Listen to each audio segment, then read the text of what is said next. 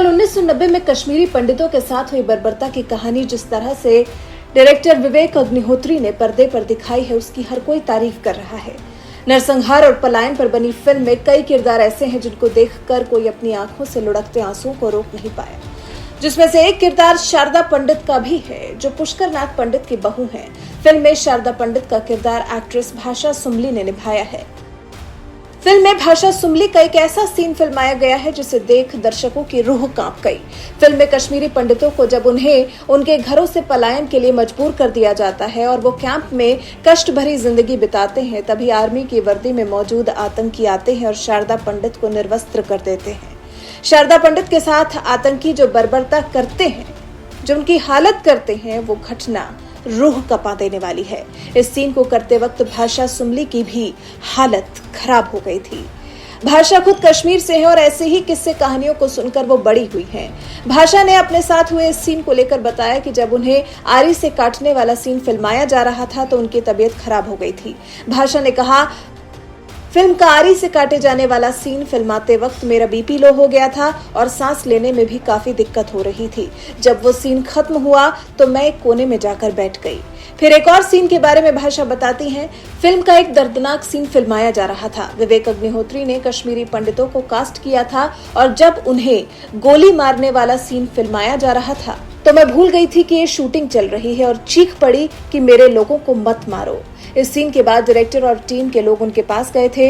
भाषा को panic attack आ गया था, वो सांस भी नहीं ले पा रही थी। इस सीन के बाद भाषा सुमली ने 3 दिन तक किसी से बात नहीं की थी। हालांकि वो इस बात का गिल्ट महसूस कर रही थी कि एक्टिंग कोच होने के बाद भी वो ऐसे कैसे टूट गई। इसके बाद क्रू से आंख मिलाने में भी उन्हें शर्मिंदगी महसूस हो रही थी। भाषा कश्मीरी है और उन्होंने जम्मू कश्मीर विश्वविद्यालय से ही ग्रेजुएशन किया है। भाषा सुमली ने रंगमंच संस्थान राष्ट्रीय नाट्य विश्वविद्यालय दिल्ली से रंगमंच सीखा है। कई स्टेज ड्रामा का वो हिस्सा रह चुकी हैं। वो रंगमंच की मंझी हुई एक्ट्रेस मानी जाती हैं। द कश्मीर फाइल से पहले भाषा दीपिका पादुकोण की छपाक में नजर आई थी, जो कि एक एसिड अटैक विक्टिम बनी थी। इसके अलावा छोटे पर्दे की बात करें तो भाषा एक था रस्टी, मेरे डैड की दुल्हन, इंडियाज बेस्ट ड्रामेबाज और सबसे बड़ा कलाकार में भी नजर आ चुकी है। भाषा सुमली ने अपने इंस्टाग्राम पर एक कविता भी साझा की है। उन्होंने लिखा है, दर्द लिखा जाता तो बताता, एहसास लिखा जाता तो बताता, वेदना के लिए कोई शब्द होता तो बताता। द कश्मीर फाइल्स में क्या देखा, पलकों की दीवारों से आंसुओं का लुढ़कना रुक पाता तो शायद बताता। अंतरात्मा के जख्म अगर लिखे जाते तो बताता। द कश्मीर फाइल्स में क्या देखा, दर्द की गहराई शब्दों में उतार पाता तो बताता। एक एक दृश्य जो शूल चुभा गया, वो घाव लिख पाता तो बताता। द कश्मीर फाइल्स में क्या देखा। तो क्या आप बता पाएंगे कि आपने द कश्मीर फाइल्स में क्या देखा? आप हमें कमेंट करके बताएं कि फिल्म के कौन से सीन ने आपको सबसे ज्यादा कष्ट पहुंचाया।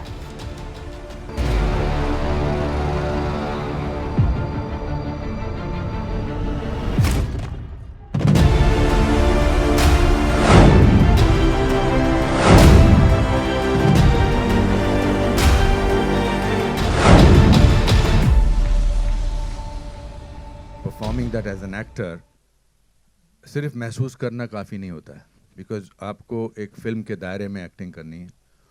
तो इस फिल्म के 2 पहलू हैं, as an actor and as a person. तो जहाँ तक पर्सन की बात है, आप कितना भी महसूस कर लो, अगर वो एक्टर अच्छा नहीं है तो वो पर्दे पर उस दर्द को, उस तकलीफ को नहीं ला सकता है। महसूस तो हम सब लोग करते हैं, हम सब लोग दुख महसूस करते हैं, हम तकलीफ महसूस करते हैं, खुशी महसूस करते हैं, हंसते हैं, रोते हैं, but everybody can't act it out. It's a job of an actor to do that. So I want to separate 2 issues over here. One is that just because I'm a Kashmiri Pandit does not mean that I will be able to portray that pain brilliantly unless I can project what I'm feeling. जब विवेक ने मुझे पता लगा कि वो ये film कर रहे हैं और उन्होंने मुझे ये रोल दिया, और सबसे पहली बात जो इन्होंने मुझे बोली कि मैंने कहा इस कैरेक्टर का नाम क्या रखा है, तो इन्होंने कहा पुष्कर नाथ। ना, पुष्कर नाथ मेरे पिताजी का नाम है, मेरे अपने पिताजी का। तो हम जब देहरादून पहुँचे इसकी शूटिंग करने के लिए, तो मिथुन जी और पुनीत और दर्शन ऑलरेडी शूटिंग कर रहे थे। अलग से एक फिल्म का माहौल ही कुछ अलग था। ऐसा लग रहा था कि कुछ बहुत ही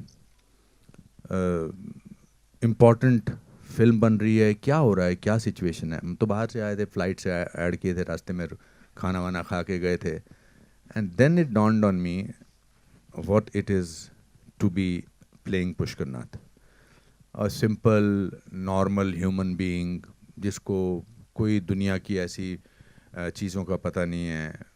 I was representing a normal Kashmiri Pandit from Kashmir, which my father represented very well.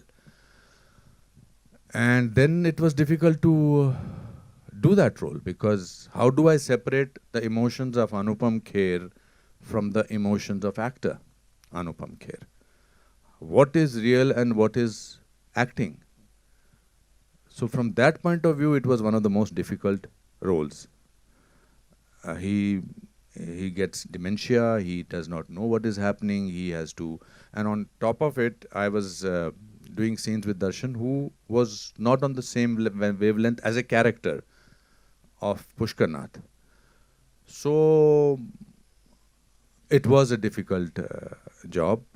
Plus कहानी वो थी जो मैं सुन चुका था अपने रिश्तेदारों से, करीबी रिश्तेदारों से, मेरे मामा से, मेरी माँ से, और हम सब वो अंडर द रग उसको जब छुपाते हैं ना, जब तकलीफ बहुत ज़्यादा होती है तो उसको दबा के रखते हैं, that's why it turns into depression.